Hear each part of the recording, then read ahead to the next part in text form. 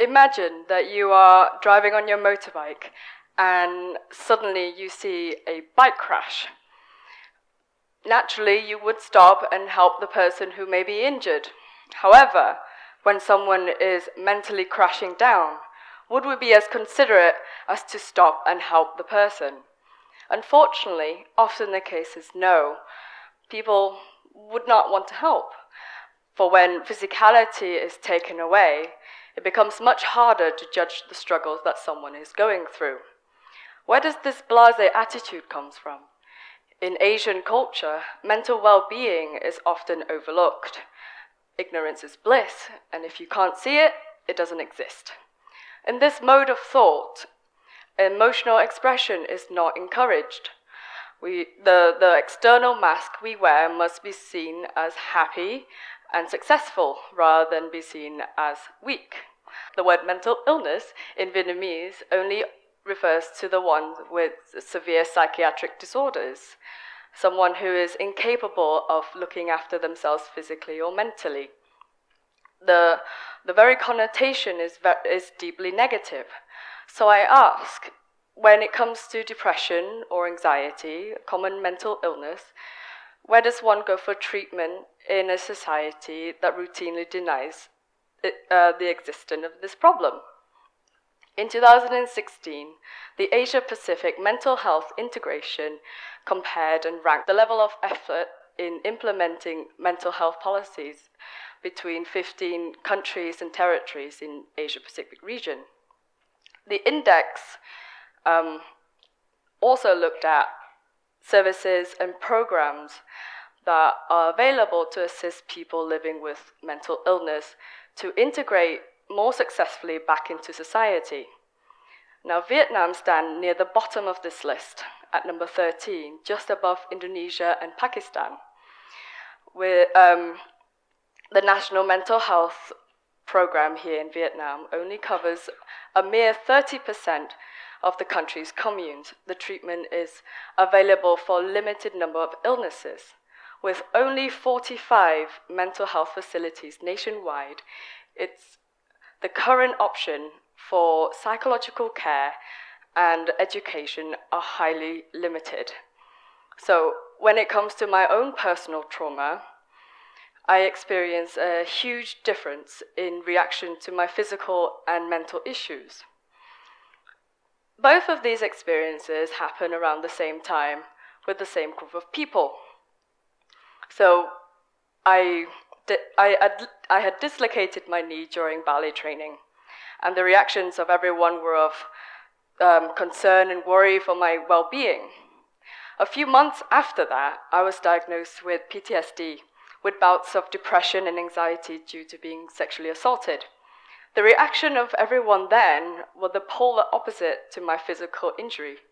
Nobody seemed to care about what I was going through or my mental well-being. They would usually tell me that these feelings that I am experiencing will simply disappear if I don't think about it, and it is not their problem to care or help. And I should stop crying about it, because I'm a big crybaby. So after seeking medical support through counselors and therapists after the assault, they provided me with medication and alongside with the session. But for me, it was very expensive to continue with the session. In addition to that, it was an uncomfortable position for me to be in, and I felt very pressured to talk about my feelings, and often I couldn't because I was crying. So verbal expression is difficult for many of us who has social anxiety, but there are many ways of dealing with this non-verbally, such as dancing or drawing. So after deciding that I needed a drastic change in order to get my life back on track, I decided to enroll at the new semester at the dance academy again. Dancing again made me feel liberated and free from any heavy and negative thoughts that I was having at that time. it occurred to me that there are so many ways that you can overcome these issues. I thought back to my childhood when I started to paint and draw and copy my dad's work. It's a talent that I had developed over time, and I thought, why not give it another try? And so I did. I went back into drawing again, and to my surprise, I felt a sense of euphoria. I was so happy that I cannot express myself in any other ways. So I showed some of the work to my friends, and they really liked it. Somehow, in some small ways, they understood a little bit more about my struggle. And that, so for me and for many others, art has been a lifesaver. Art, it is an expression of your thoughts, emotion, intuition, and desires. It's something you invest yourself in as means to communicate. Art is as tangible as it is intangible. It's physical as well as emotional. It's about how you perceive the emotion that it evokes, not only to the beholder, but to ourselves as well. It helps us to understand and visualize our inner thoughts and struggle. It is one other way to voice our problem. So why is it that when I talk to people about my assault, most people show absolutely no concern for my mental well-being? But when I started to create an art project to tell my story, most people suddenly were interested in not only my mental health problems, but mental issues in general. Why is that? People seem to be interested in visual attraction, something that they can see. Maybe because that it allows them to understand in the way they wanted to, and it's not being forced upon them. Seeing an exhibition about mental health creates a sense of belonging. It helps us to empathize without fear of judgment. There has been scientific research on how art and art therapy helps to increase the level of cortisol and serotonin. These hormones are what we secrete when we see art. They are also responsible for our well-being.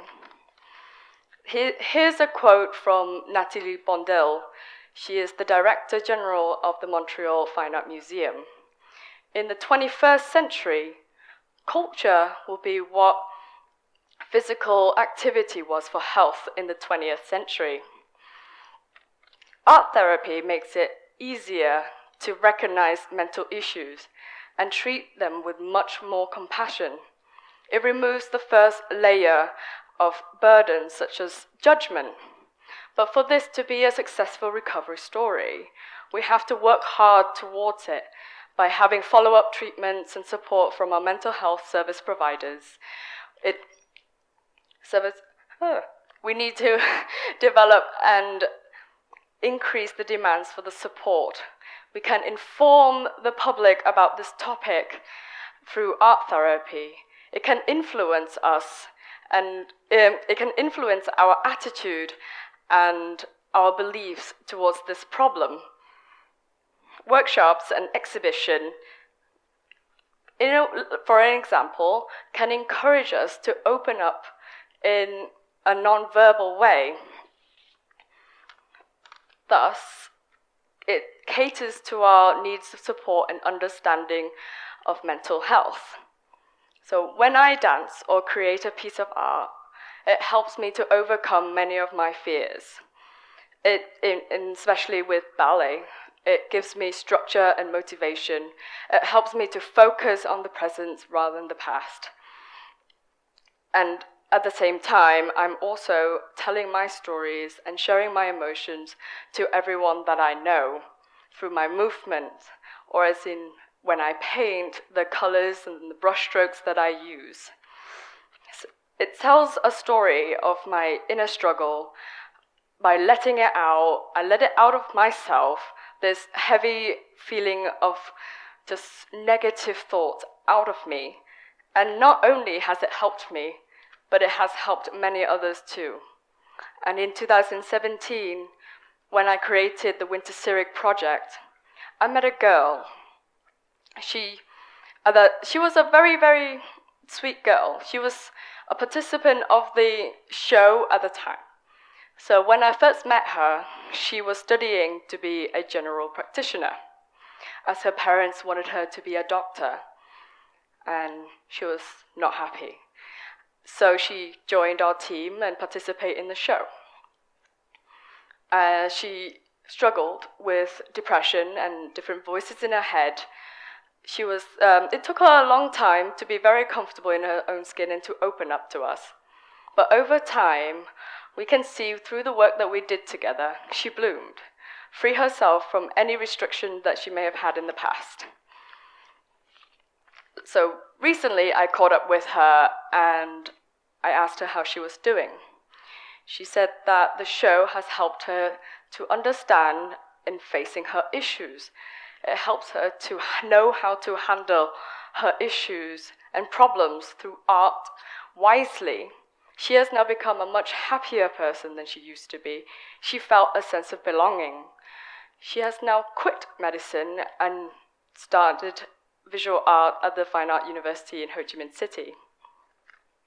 With this story in mind, it shows that everyone and anyone can change for the better.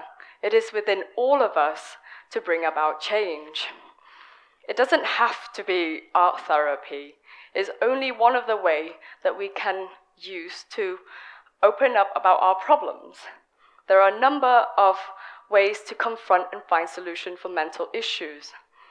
But I hope that this inspires you to engage in the conversation, participate, and to know that your idea and creativity are valuable. I encourage all of us to celebrate and accept who we are, to feel impassioned by what is magical inside of us, to create something beautiful whilst improving our well-being. Small personal change and acceptance within ourselves can only bring a bigger change to our society as a whole. Thank you.